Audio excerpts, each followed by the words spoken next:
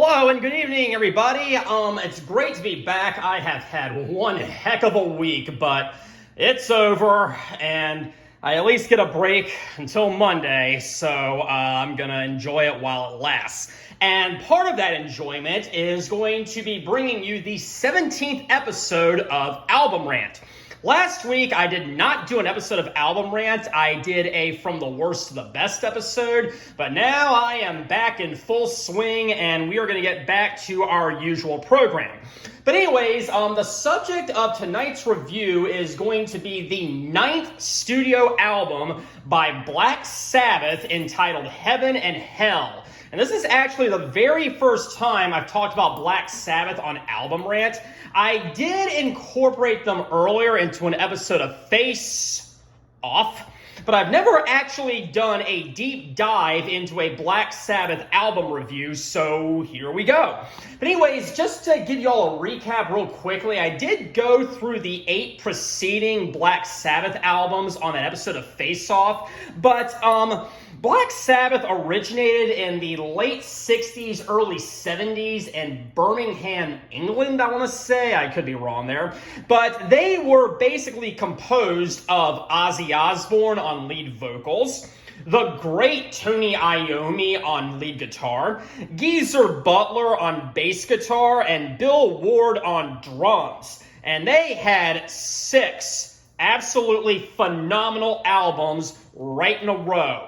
The self-titled debut, Paranoid, Master of Reality, Black Sabbath Volume 4, Sabbath Bloody Sabbath, and Sabotage. Well, things were going very, very smoothly until right around 1976. They released their 7th album entitled Technical Ecstasy, which to say the least, was substandard compared to what came before that, and it is not exactly one of my personal favorites. And after that, for a very brief period of time, Ozzy Osbourne was actually fired, but he came back to record their 8th studio album entitled Never Say Die, which was also not quite up to the level of those original 6 Black Sabbath albums. And eventually, Ozzy Osbourne was just let go due to excessive drug use. Yeah, the guys of Black Sabbath fired him for drug usage, and that is really saying something. Because all these guys were pretty much big cokeheads at the time. And so, so Ozzy Osbourne is out. So now the question is, will Black Sabbath continue, or will they pack it up? Well, they decided to continue, and I think at the time they wanted to change the name of the band, but the record company insisted that they keep the name Black Sabbath for obvious reasons. And so what to do about a lead vocalist? Well, at the time, there was another band around that I have talked about on Album Rant entitled Rainbow. It was led by former Deep Purple guitarist Ritchie Blackmore, and the singer was Ronnie James Dio. And Ronnie James Dio wrote some incredible lyrics, and most of them dived into medieval fantasy lyrics about dungeons and dragons and wizards and spells and stuff, and it was pretty outstanding. And they produced two of my favorite albums ever, entitled Rainbow Rising and Long Live Rock and Roll. Well, Ritchie Blackmore wanted to take the band in a different direction, more of a mainstream commercial direction.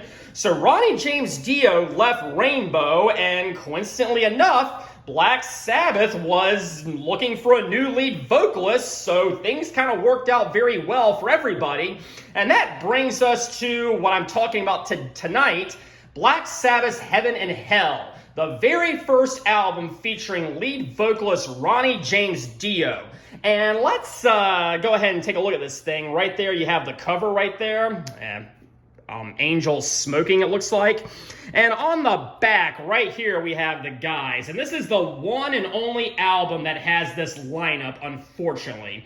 But what do we have here? Right over there is Ronnie. This right there is Geezer Butler on the bass. Up there at top is Tony Iommi on guitar, and we have Bill Ward right there on the drums. And like I said, I really wish this lineup had lasted longer, but you just have to appreciate the moments of greatness while they last. Produced by Martin Birch, who is one of the greatest metal or rock producers out there, and he has produced so many albums that I absolutely love. But let's take a look at the songs right here, if I can zoom in a bit. Unfortunately, a lot of albums do this. They do not put the songs in order, and I find that a little bit annoying, but it's okay. But side one kicks off with Neon Nights, and boy, what an opener. It is fast-paced, it is aggressive, and Ronnie's lyrics kick in maybe around the 30-second mark or so, and he is there to make a statement, and the statement is this: we are doing something completely different than the previous 8 albums. The previous 8 albums with Ozzy Osbourne really focused on the occult, war, and drugs seem to be recurring themes. No more of that. This is, again, very similar to the lyrics that he did with Rainbow about dungeons, dragons, medieval themes, and they're very magical and mystical, but this thing is an absolute killer. It is, like I said, fast-paced, it is heavy, and everything about it just clicks into place, and as soon as you hear it, you know that you are listening to something very different than what came before it. Next, we come to Children of the Sea, which is right there. That is actually the second song off of side one. And this one is a little bit slower. It has a nice little acoustic intro with Ronnie singing once again, but then it starts kicking in, and it's slower and it's doomier, but it is still just as epic. This is one of the greatest Black Sabbath songs ever. I am including everything that came before it. It matches up with that stuff. And I love Children of the Sea. Apparently, Ronnie's audition involved him singing Children of the Sea, I want to say. And that is how he got the gig. And boy, I am really fortunate that I live in a world where Children of the Sea exists. Great song. It is slower, but it's just as awesome, and I love it. Then we come to Lady Evil, this one right there, track 3 of side 1. And it starts out with a nice little bass intro by Geezer. And this one's a lot more upbeat than the 2 that came before it, but still, it's a little bit faster, but everything still clicks right into place. I absolutely love Lady Evil. Again, the entire band is on point. The production is very, very good on this album, and it is a metal masterpiece. Once again, I think just about every song on here is, but I love Lady Evil. Concluding side 1 is going to be the title track, Heaven and Hell. And it's, again, a lot slower, much like Children of the Sea, but this is considered to be one of the top Black Sabbath songs ever.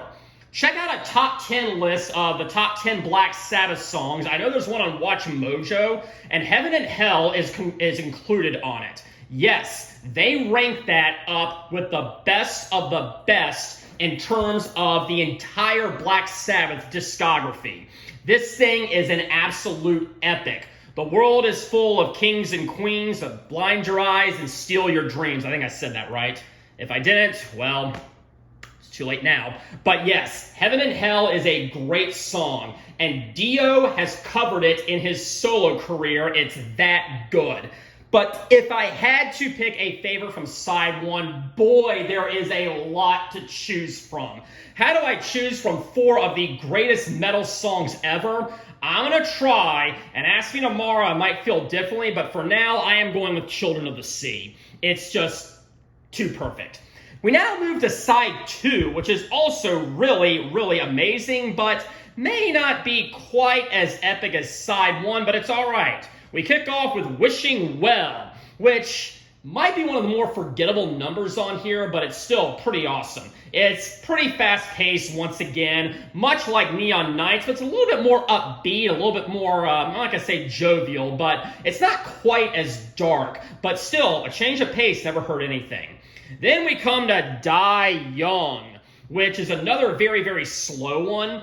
And it's got this nice little keyboard intro. And by the way, Joff Nichols, I think that's how you say his name, he has a guest appearance on this album, and he's not an official member of the band, but he would go on to be on every single Black Sabbath album following this one, all the way up through 1998. I think aside from Tony Iommi, he has the most appearances out of all the members on Black Sabbath albums. But Die Young is a lot more slow than Wishing Well and Neon Nights, but it may not quite be my favorite, but I still love it.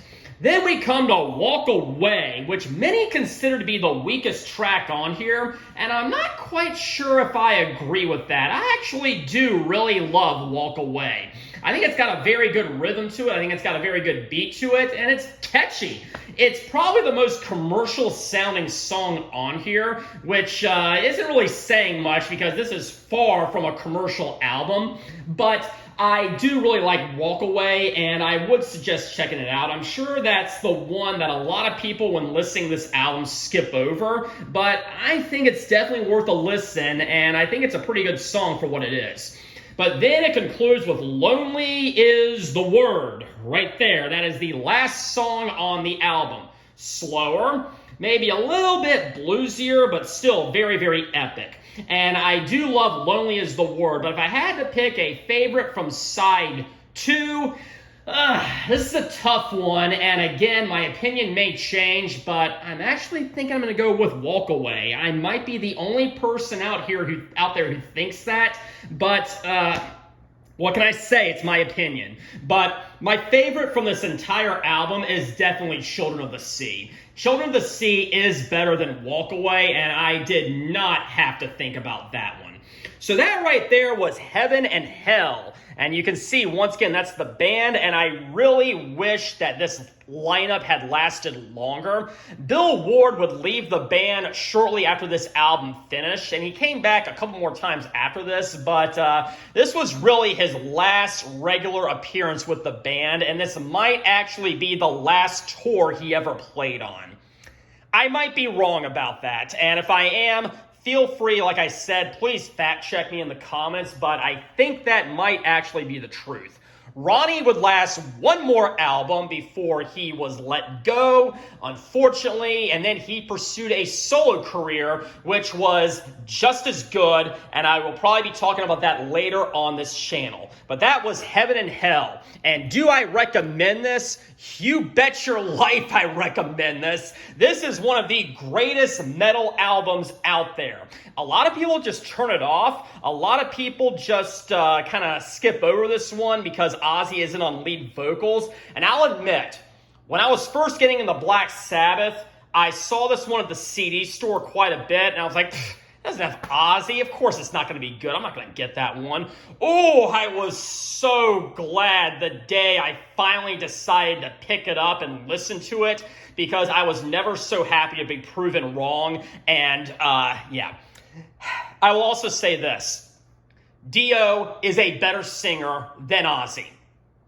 That doesn't mean that Ozzy's albums were bad. That doesn't necessarily mean the music on the Ozzy albums was worse, but he is a better singer, and I am definitely going to stick to that. So that was Heaven and Hell by Black Sabbath. So anyways, next week, I thought it might be a good idea to look at the flip side of things, but until then, have a very pleasant evening.